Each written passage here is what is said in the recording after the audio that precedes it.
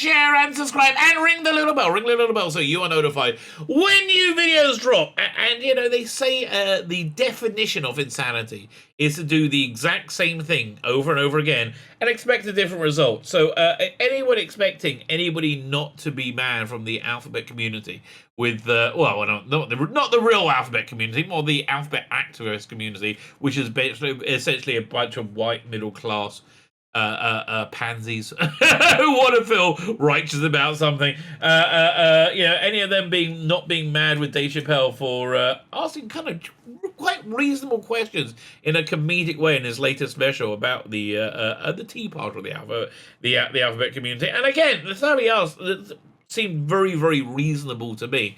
You have to be insane. You have to be insane to think that they wouldn't react badly, no matter if he's being reasonable or not. But, I have to tell you, for me, it takes on a real different perspective. Because I think it opened with a really genuinely anti-Semitic joke, right? And look, it's cool, baby. It's cool. You got to be able to laugh at other people's prejudice, which is something that's really good to do. If you can do it and not hate somebody because of it. And I totally don't hate Dave Chappelle because of it, But listen, we will go through this. We will go through this as we go through the meltdown that did ensue. Before we get to it, can you hit the like button? That'll be fan-dabby, double dozy. Can you hit the share button? Equally fan-dabby double dozy. That was a fan-dabby double dozier, I would say. A fan double doziest is hitting the subscribe button. That'll be fan-frickin-tastic. I am a couple of subscribers away from 3,200. Why don't I get to 3,200? I don't know. I just do. And honestly, my lack of understanding about why I want to do it is no impact to me on that. I still want it to happen, right? I would like to get there. If you can help me out, that'll be fantastic. Thank you very much. Like, share, subscribe, comment. Let me know what you think. The algorithm loves your yummy, yummy, yummy comments, and they are gobbled up eagerly by the Google's computer. So like, share, subscribe, comment. I got nothing else. I got nothing else to plug. I'm a bit famished about that, but I will get used to it. Well, until I launch my Substack, which will be in about three weeks, I reckon. Maybe. Depends how long it takes to get it set up. Fine, so let's talk about this Dave Chappelle special. I love Dave Chappelle, right? I love his wit, intelligence, and honesty. We have very, very different outlooks in life. I mean, he was very much on board for Black Lives Matter. I'm more of a All Lives Matter type thing, and I do think Black Lives Matter was actually somewhat of a racist and bigoted organization. But it was good to hear from his perspective, right? So I'm always eager to hear his to watch his stand-up specials when they come out. Because he's a person that genuinely, I think, has something to say. That being said, I didn't think this one was very good, quite frankly. There was a lot of jokes they weren't following. He was speaking in code, talking about like a baby in one. I didn't know what he was talking about, right? And everybody knew what he was talking about. And I googled like, who is this? What's he talking about? I didn't really follow what was going on. What I did follow though is most of the special was him addressing the T part of the alphabet community with reasonable questions, with very reasonable questions about their seemingly very unreasonable actions. And again, we're not talking about the actual people who are the T's. We're talking about the people whom we might be, but we're talking about the foppish, liberal, middle class losers that are looking for purpose in their life, and so they just adopt any cause that can make them feel virtuous. They're all very upset that he asked these very, very reasonable questions. And they come. One thing they weren't upset about, though, is a joke at the beginning, which I found really genuinely anti-Semitic. I mean, I really did. And I know people claim anti-Semitism over everything, but which is what they say. No, we just think there's a lot of it about which most of you ignore, right? If you treat Jews differently, that's not really equality, right? So this joke is a prime example of it. So it opens up, it says, I'm thinking about writing a science fiction thing, but this time the aliens are going to come from Earth, right? They're going to come from Earth, and they left it thousands of years ago, and they forgot about Earth, and then they came back.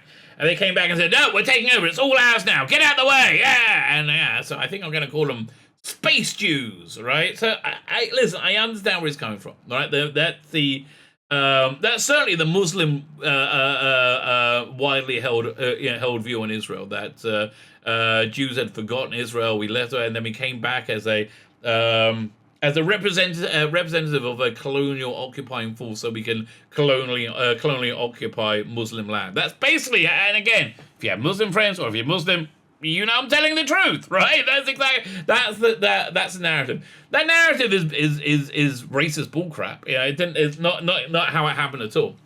It's been, again, but ever since the Jews were exiled from Israel, which is a couple of thousand years ago, 3 times a day we talk about, like, it's part of our every religious observance. There's been a continual Jewish presence here, but most importantly, we're in 1948 when we weren't killed by all the neighboring Arab states that wouldn't live with us, right? When there was a partition plan that we could, and we were like, yeah, let's live in peace and harmony together, baby. That was great, and that was honestly because we didn't really have a choice because we were completely powerless.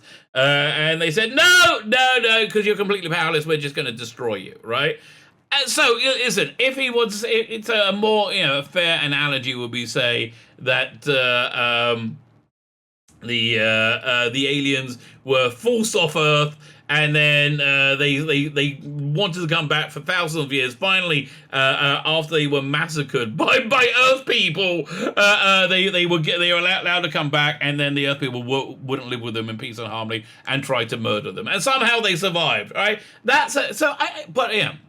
I understand that. I don't think Dave Chappell hates Jews, right? I don't think he dislikes Jews. I think he believes that narrative because I think that's the world he's in. And I don't think he's a terrible human being. I do think it was a racist joke. I do think this was an anti-Semitic joke because it demonizes. It fits the definition, right? It disingenuously frames things in a fraudulent way with the intent of demonizing Jews, right? So that's anti-Semitic. But God bless you. I love you, Dave Chappelle. And I think comedy is one of the most important places to be able to express these things that you find, that anybody finds important. Comedy is a great place, and it's a great place to have this conversation, right? And I wouldn't want him destroyed. So, because of it. But if I was one of the T people, I probably wouldn't feel that way. So let's read the article. Glad takes offense at Dave Chappelle's new Netflix special, claims comedian's brand has become synonymous with ridiculing trans people. Well, I think if he talks about what trans people do accurately, it's trans people ridiculing trans. That he's pointing it out isn't him ridiculing it. Glad has recently took to social media to condemn Dave Chappelle's special, The Closeout, which again wasn't very good. The renowned comedians, although again I'm coloured because you start up with an anti-Semitic joke. It puts me doesn't make me feel good towards you, right? So it might be don't do that. The round comedians a new Netflix special on the grounds that they believe the segment of his performance that is offensive towards the transgender community. Didn't care about the anti-Semitism. No, that's not. Has anybody mentioned it other than me? No. Pointing to a review for the special published by NPR titled, "For Dave Chappelle, punchlines are dares. His new special, The Closer, goes too far." He said that on the last one, the one before that. In which NPR television critic Eric Deggans made an outrageous and uneducated claim that Chappelle is using white privilege to excuse his homophobia. Listen, this is how the insane world. Dave Chappelle's using white privilege to excuse his homophobia and transphobia. Okay. While simultaneously failing to understand that comedy does not need to conform to his own personal woke standards, nor be objective, Glad claimed that on October 6th, the Dave Chappelle brand has become synonymous with ridiculing trans people and other marginalized communities. Well, again, Jews. Yeah, that's fair. Negative reviews were and viewers loudly condemning his. I say again. Clearly, there was an anti-Semitic joke right at the beginning of it. Am I condemning him? No! For God's sake. Honestly, I would defend his right to tell that joke, because I think he believed it, right? I think, yeah. Here's why you can't bear to hear something, because it's true.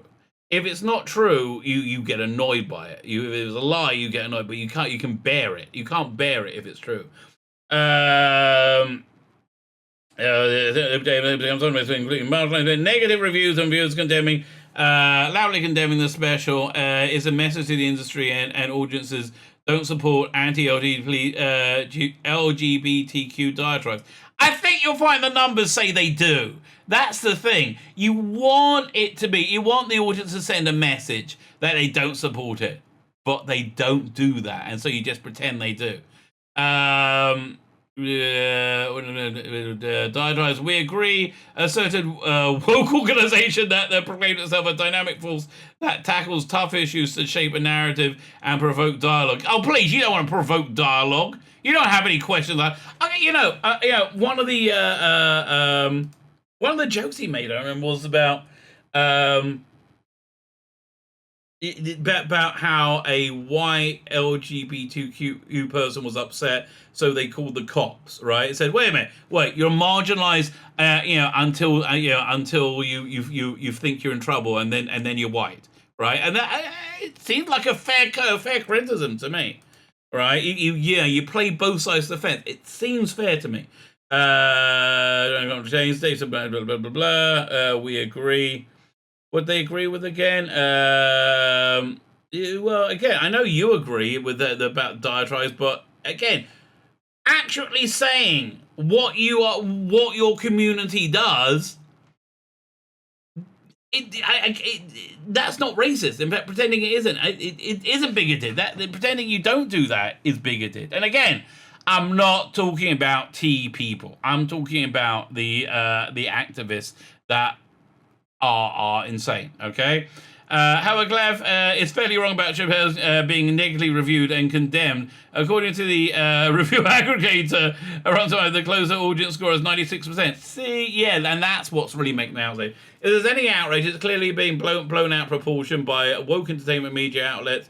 Who wrote this? This is John Trent. It seems a bit like Josh Berger. Okay, this seems a bit like bit out there. Okay, 1 second. Simple out from a woke media organization who are looking for a reason to be offended by Chappell and other such comedians who refuse to bend the knee to the woke mob. Yeah, exactly. In particular, Duggins and Glad are speaking in reference to the closer's focus on jokes regarding the alphabet people, Chappell's community, Chappell's own personal way of referring to it. Because you have to wake up because you can't even name them because they can't cope with any questions because they are successfully maligned and hurt and causes hurt. One second. Chappell's own personal way of referring to the LGBT plus community because they successfully managed to hurt their own cause and sensibilities. That's fair enough. Near the end of stand-up routine, the comedian told a heartfelt story involving a late transgender comedian, Daphne Dorman, who committed suicide a few days after Chappell was targeted by LGBTQ plus people for Sticks and Stones special. The Sticks and Stones came out. A lot of people in the people were furious with me, and apparently they dragged me on Twitter. Recalled the comedian. I don't give an F because Twitter's not a real place. Yeah, broken out into reality. You know, see, honestly, what I would really love to hear from Dave Chappelle is like looking at the world as it is today. Where okay, you got what you wanted. You got the evil orange man gone, which is the only thing that you worried you. And he said everything would be better, but now everything is worse. Right? Everything is a lot worse. I would love to hear you because he's an honest, an intelligent, and funny guy. I would love to hear him comment on that, but might be too hard for him, right? The other thing for a person to do is go against their tribe if they disagree with the tribe. But Daphne did that for me. She wrote a tweet that was very beautiful. Yeah. She said, punching bound requires somebody to think less of them. And I know Chappelle, and he doesn't. He doesn't punch up. He doesn't punch down. He punches lines, and he's a master of the craft. That's true. Yeah. So let's see if how people freaked out. It's sad that so many people missed the point of this special. People just want to hate Dave Chappelle, so they play the victim. Yeah, that's pretty. So he's not doing good. Glad they got a lot bit of clap back for it. It was clear that he was talking about Daphne, his friend, somebody he was respected for. No outrage for Daphne being bullied to suicide for protecting. Yeah, exactly. Dave Chappelle is one of the greatest comedians to ever live. Jokes are jokes. I think jokes are more than jokes, which is the reason, right? But generally speaking, yes, we agree. Lots of gays and lesbians agree. That's the real point, right? Here's the real crushing truth. I would say, like, majority of people in the world are not on board with these activists. And included in people are gay and lesbian and bi and transgender people. I don't think they're on board for it because people, but online, are people. Comedian, trans is silly, but all jokes aside, I love trans people, and I had a friend who died who was trans. I have nothing but support for you. Glad. You just call us silly? Yeah, exactly. Exactly. Dave Chappelle does not fail.